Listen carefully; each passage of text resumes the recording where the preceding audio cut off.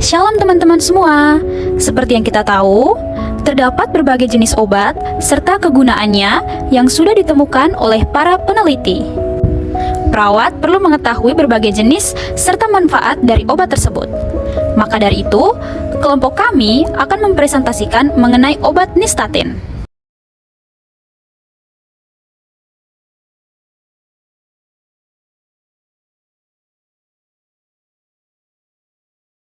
Oke, pada bagian yang pertama ini kita harus tahu dulu apa sih Nystatin itu. Oke, jadi Nystatin adalah obat yang digunakan untuk mengatasi infeksi jamur, khususnya pada infeksi jamur Candida. Nah, obat Nystatin ini biasanya digunakan untuk mengobati kandidiasis yang terjadi pada kulit, kemudian rongga mulut, tenggorokan, usus, dan juga vagina. Nah, obat Nystatin ini tersedia dalam beberapa bentuk. Ada seperti suspensi cairan, kemudian juga tablet vagina atau ovula, dan yang terakhir juga seperti topikal atau salep. Selain definisi obat, saya akan menjelaskan nama generik dan nama patennya. Tahukah kalian apa perbedaan nama generik dan nama paten? Nah, nama generik itu mengacu pada zat aktif yang ada pada suatu obat. Jadi, nama generik dari obat Nystatin adalah Nystatin.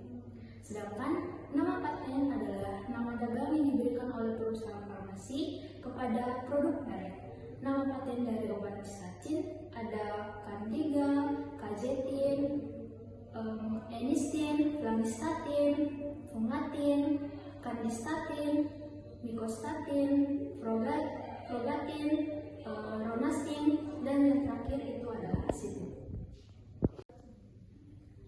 Oke, selanjutnya saya akan membahas tentang bentuk-bentuk obat dan apakah dengan berbeda-bedanya bentuk obat dapat mempengaruhi fungsi. Oke, saya akan membahasnya mulai dari bentuk-bentuk obat Nystatin. Obat-obat Nystatin itu terdapat dalam 3 bentuk, yaitu 1. Cairan suspensi.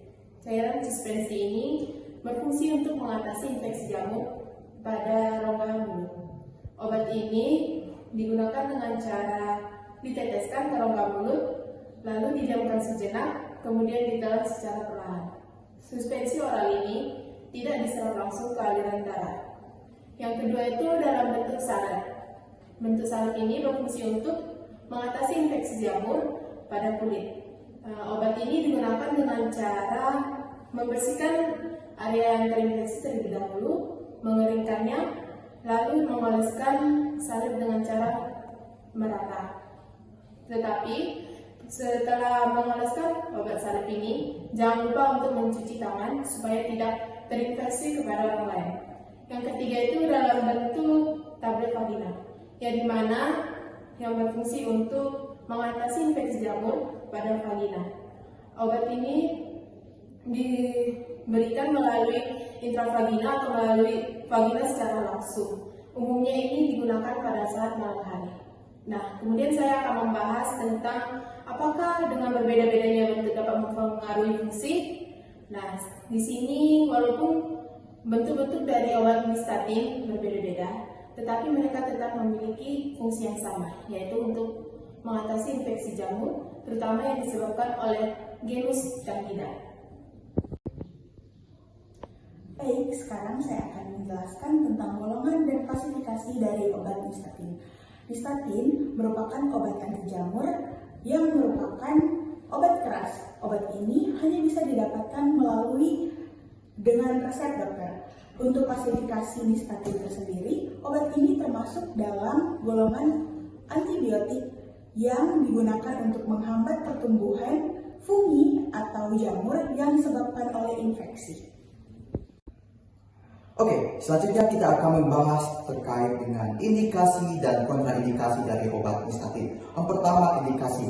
Salah satu bentuk penggunaan Nystatin yang paling umum digunakan itu adalah secara topikal, terutama untuk infeksi jamur di rongga mulut.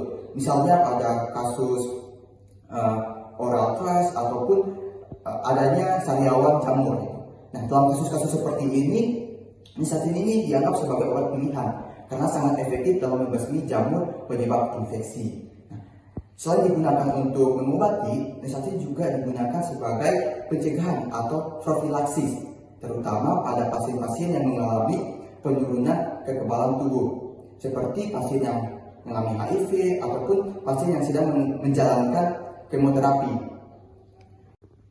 Selanjutnya, kontraindikasi.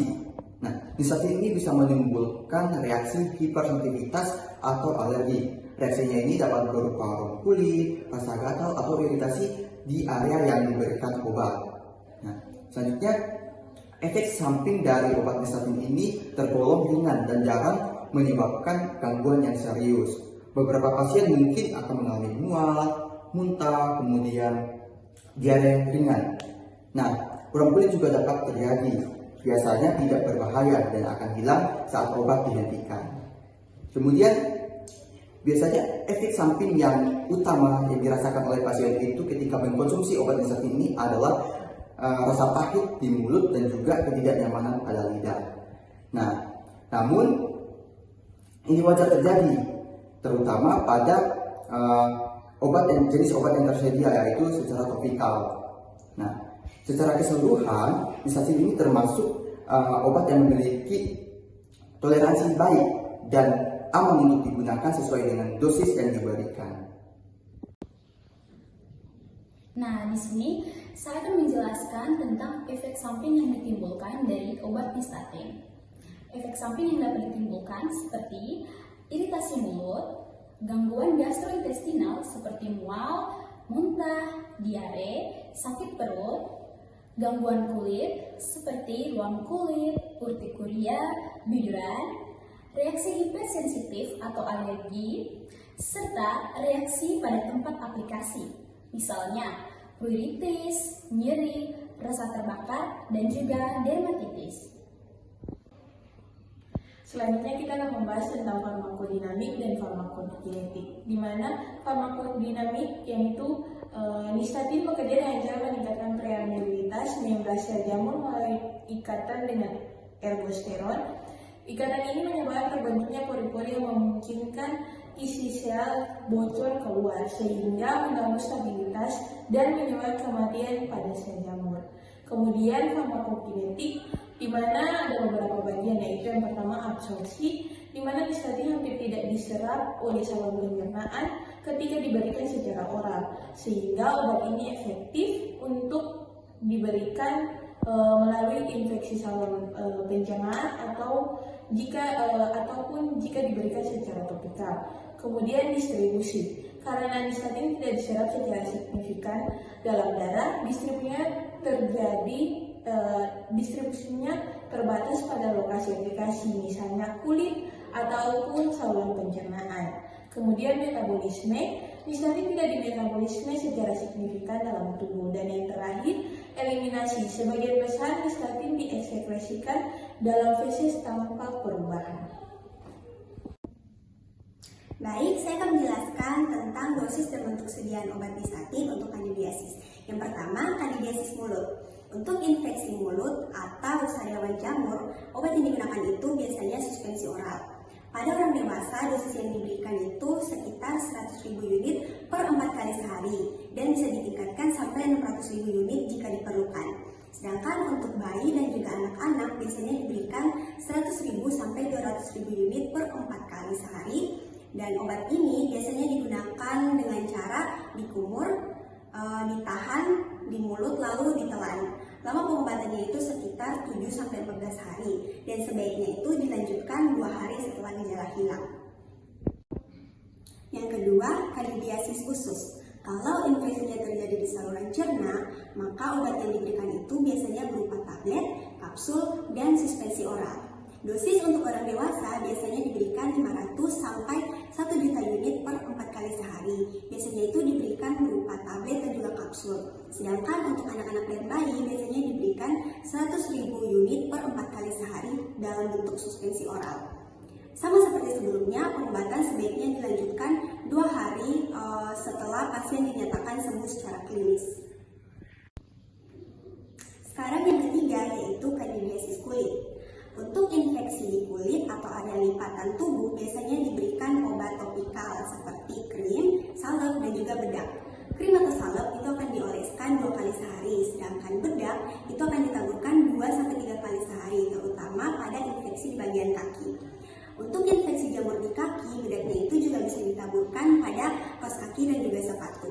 Dosis untuk obat ini sama antara orang dewasa maupun anak-anak. Yang terakhir yaitu kandidiasis vagina. Untuk infeksi yang terjadi di area vagina, pilihan obatnya itu ada Perasari dan juga krim vagina. Nah, Perasari adalah obat padat kecil yang biasanya dimasukkan ke dalam vagina. Biasanya itu digunakan 1 kali sehari sebelum tidur selama 14 hari. Sedangkan untuk krim vagina itu dia digunakan dengan cara dimasukkan ke dalam vagina menggunakan aplikator. Dia juga digunakan selama 14 hari atau lebih. Nah, keduanya ini digunakan secara lokal untuk bisa membasmi jamur secara langsung. Jadi kesimpulannya, dosis dan bentuk obat kandidiasis itu akan disesuaikan dengan letak infeksi yang terjadi dan juga dengan usia dari pasien tersebut. Baik, pada slide ini saya akan menjelaskan mengenai nursing consideration pada obat nystatin. Nursing consideration untuk nystatin meliputi memastikan pasien tidak ada alergi, menggunakan obat sesuai dosis dan cara pakai, dan menyelesaikan pengobatan sampai tuntas. Perawat juga harus memantau efek samping seperti mual, diare, dan iritasi mukosa, serta mengajarkan kebersihan pada area yang diobati. Sekarang saya akan menjelaskan mengenai indeks keamanan kehamilan pada obat nystatin. Keamanan untuk kehamilan kategori C untuk cairan suspen, tablet, dan salep. Nystatin digolongkan sebagai kategori C. Ini menunjukkan adanya kewaspadaan. Artinya, data keamanan pada manusia terbatas dan ada kemungkinan resiko berdasarkan studi pada hewan. Namun, karena nystatin terutama pada sediaan oral dan topikal, umumnya diserapkan sangat sedikit oleh tubuh, sehingga risiko sebenarnya pada janin dianggap rendah. Penting untuk selalu mengikuti anjuran dokter dan tidak mengonsumsi obat apapun tanpa resep saat kehamilan. Baik, selanjutnya saya akan menjelaskan apa saja sih special precaution dari obat nystatin. Baik, yang pertama, jangan pernah berbagi obat nystatin dengan orang lain meskipun dalam kondisi yang sama. Yang kedua, jauhkan dari jangkauan anak-anak. Yang ketiga, jangan pernah hentikan pemakaian obat nystatin sebelum waktunya. Keempat, jika diresepkan dalam bentuk oral liquid atau cairan, hendaklah harus diminum selama 2 hari setelah gejalanya hilang. Dan yang terakhir, jika tahanlah di mulut selama mungkin sebelum Anda menelannya.